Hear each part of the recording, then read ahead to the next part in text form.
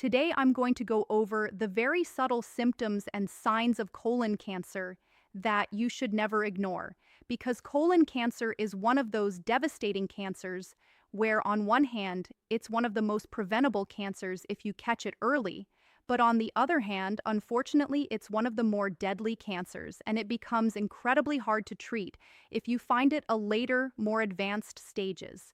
And we have to talk about this and educate others because the rates of colon cancer are on the rise, especially among young people. And here's a worrisome trend. The number of cases of colorectal cancer in people under 55 have doubled over the past few decades. And colon cancer is becoming so prevalent in young people that, according to the National Cancer Institute, it's now the #1 cause of cancer death in people between the ages of 20 to 49. So to put that in perspective, the 5-year survival rate for localized colon cancer is 91%, but it drops all the way down to 13% once it spreads outside the colon and starts metastasizing to other organs. So recognizing the early symptoms could save lives, especially young people's lives who historically did not have to worry about this awful cancer. So if you find this video helpful, share with your family and friends, as early detection is absolutely key in increasing your chances of surviving colon cancer. Now, before we dive into the signs, let's quickly break down what colon cancer or colorectal cancer is. So colon cancer stays in the large intestine or the colon, and more often than not, this cancer begins as a benign, non-cancerous pop. But some of those pops can turn cancerous over time.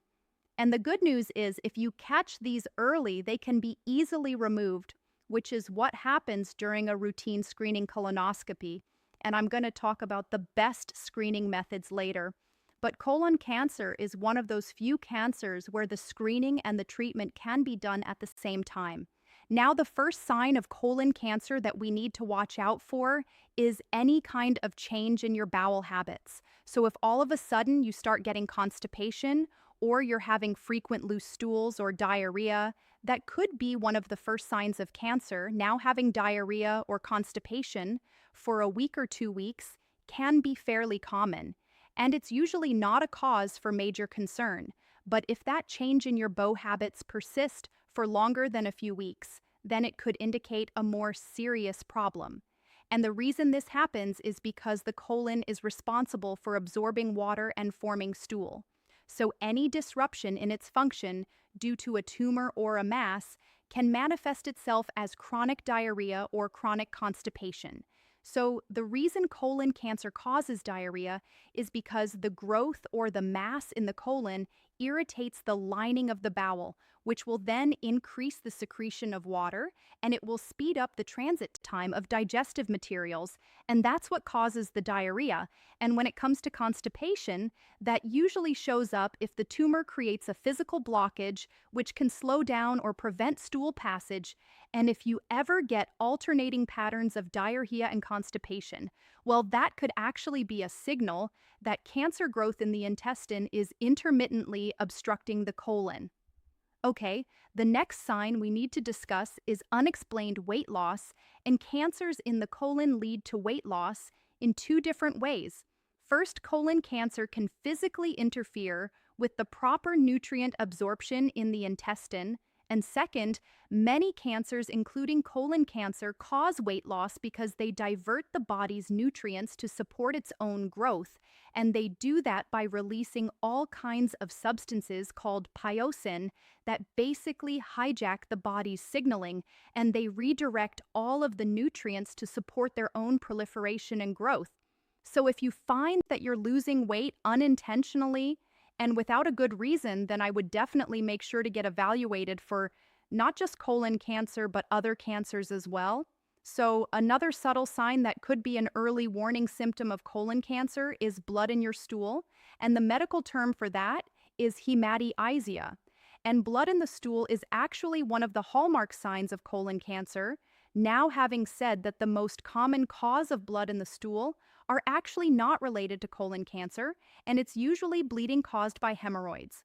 And another fairly common reason for blood in the stool is a condition called doulosis, where you may develop small pouches or pockets inside the walls of your intestine, and those pouches can sometimes bleed or get infected, but anytime you do notice blood in your stool or in the toilet or on the toilet paper, after wiping, you cannot assume that the bleeding is due to something like hemorrhoids. You need to get checked out to make sure you're not dealing with something more serious next. Another sign you have to watch out for is dark or black stools.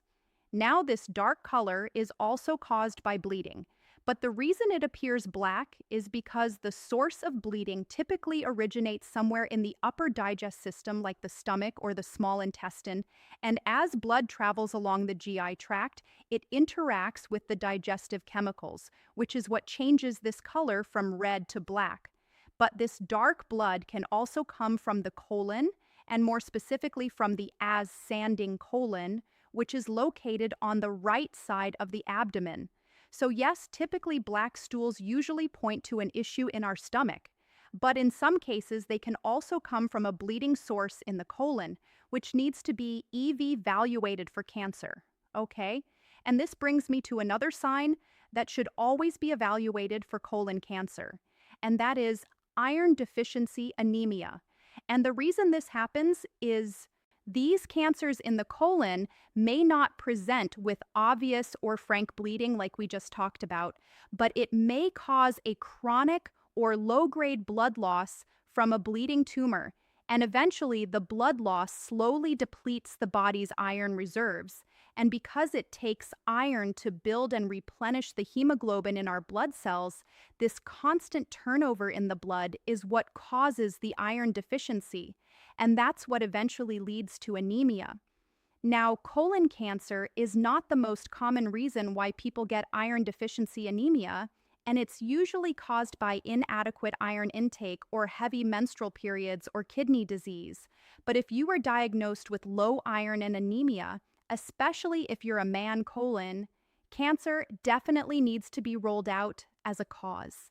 Now, another symptom that could point to colon cancer is feeling of fullness after a bowel movement, or this feeling of incomplete evacuation.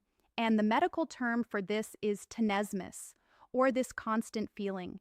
Like you have to go to the bathroom and it's happening because as the cancer grows, especially if it's located in the lower colon or in the rectum, it can press on the bow wall or it can mimic the sensation of stow remaining in the rectum. And this feeling or symptom is often mistaken for a common gastrointestinal issue like irritable bowel syndrome. But this could also be an early sign of cancer, especially if it persists for several weeks. Okay, another symptom that needs to be evaluated if it persists for longer than a few weeks is excessive gas or bloating. And this gas and bloating happens due to several mechanisms.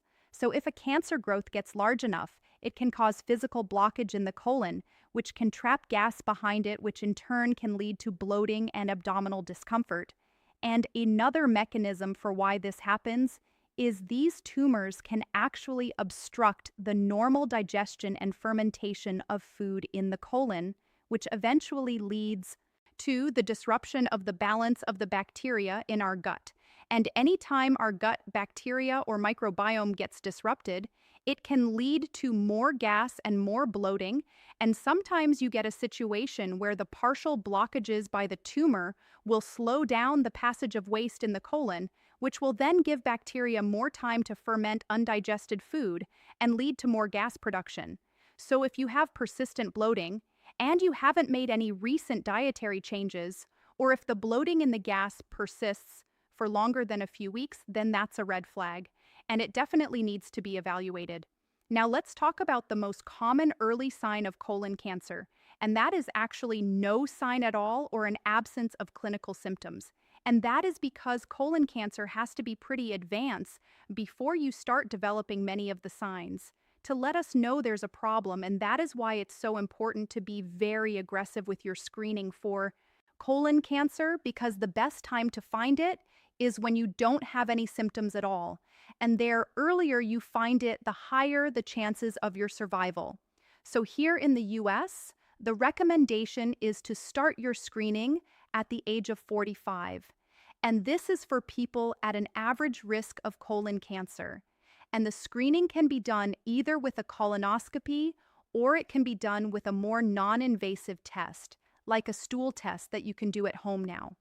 With colonoscopies, it's a simple procedure in which a long, flexible tube with a camera is inserted into the rectum, and your GI doctor will be able to examine your entire colon for or any kind of polyps or any abnormal tissue. And if they do find any concerning polyps, they'll be able to remove those polyps right away and send them for biopsy. Now, colonoscopies are considered to be the gold standard for screening and diagnosing colon cancer. But there are a few disadvantages, so colonoscopies do require bow preparation, which happens the day before the procedure, and that's not the most pleasant thing for most people. And there's also a very tiny risk of complications like bleeding or perforation during the procedure. And since colonoscopies in the US are usually done under sedation, there's also the tiny risk of complication from the sedation or the anesthetic itself. So if you're not too excited about a colonoscopy, there are other alternatives you can discuss with your doctor. And those are your stool-based tests, like where you get a kit that will test your bee movement for any blood, which could indicate possible colon cancer. And those tests are your Falal blood test or the Feel immunochemical test. And there are some stool tests that can check your bee movement for any DNA changes that are concerning for colon cancer or large polyps. Now, with these stool-based tests, the advantages are they're not invasive, so they don't require procedure or sedation. But on the flip side, they're also not as good at detecting polyps or cancer precursors when compared to colonoscopy. And these tests have to be done anywhere from yearly to every 3 years, depending on the test you choose. So there are pros and cons to every test. But the most important thing is to get screened, no matter which test you choose. And by the way, 45 years old is the absolute latest when we should start screening for colon cancer. And this is for people with an average risk of colon cancer. And in some cases, you need to start much earlier at a much younger age. So if you have inflammatory bowel disease like Crohn or ulcerative colitis, then you'll need to start your screening earlier. Also, if you have a family member with history of colon cancer, or if they have a history of high-risk POPs, then the recommendation is to start your screening at the age of 40 instead of 45 or 10 years before the age of relative was diagnosed, whichever comes first. So, for example, if you have a relative that was diagnosed at age 35, then your screening will need to start 10 years before that. So as early as 25 years old now, there's a little bit more nuance to that. Depending on what other risk factors you may have or what degree relative is it that was diagnosed with colon cancer, but your doctor will be able to guide you on the best test in your situation or the best time to start your screen. And by the way, as important as it is to talk about early signs of colon cancer so we can detect it early, probably the more important thing is to know how to prevent it.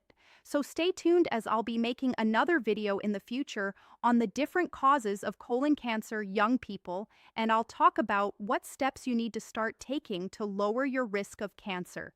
So subscribe and stay tuned for that. I hope this was helpful, and I'll see you the next one.